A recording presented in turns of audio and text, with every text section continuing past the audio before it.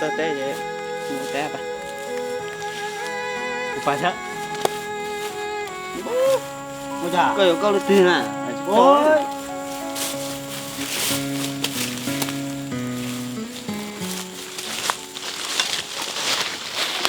cho của má nãy cho của em của chị cũng một cái Thầu cho à?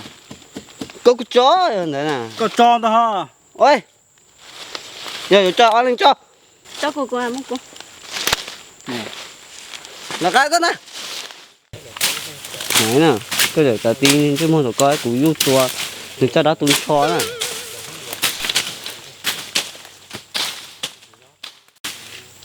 Này, này, sao tụi nó, ta tin nên chứ mua đồ coi cái cũng yêu chua, thì cho đó tôi cho nè ha.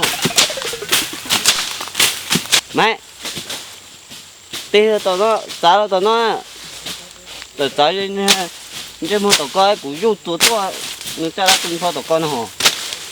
Rồi tụi nó, tụi coi đã nè. Mày à, có chuyện giảm tỏ chứ một tỏ ha.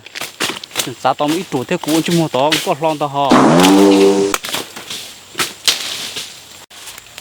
gỡ trên nó nói của tôi nó néo tệ của họ nó chỉ chơi ta lý số Này, lúa tỏ nó mà ơi. Ôi, Bây giờ tà đúng không? chuối con nó nè. Chưa hay to đấy. Tỏ nó à?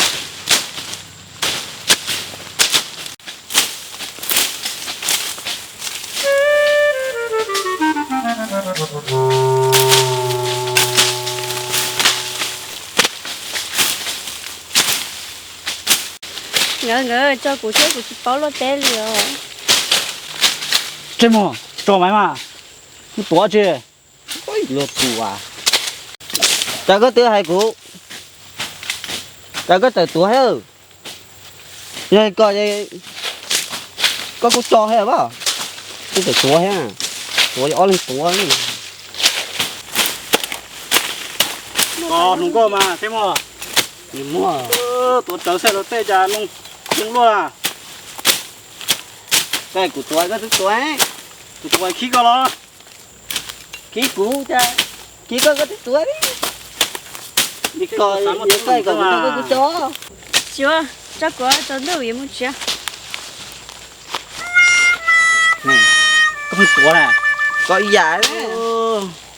Có còn không có kiểu có luôn có là của mù á. Ôi, có bài của chị bài hết.